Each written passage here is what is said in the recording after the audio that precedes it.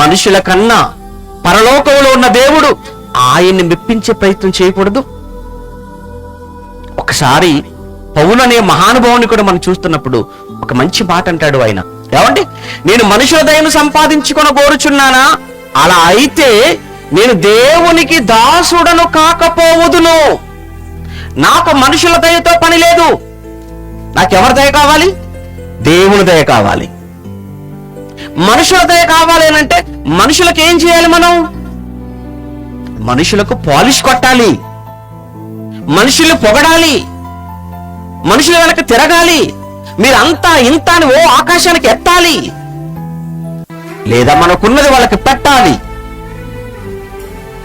కారణం మనుషుల మెప్పు కోసం. చాలా మందిని చూస్తున్నప్పుడండి, కళ్ళ ముందు ఆకలితో ఉంటాడు, వాడికి పెట్టరు. ఎందుకు? ఆడికి పెడితే నాకేం గుర్తింపు వచ్చింది?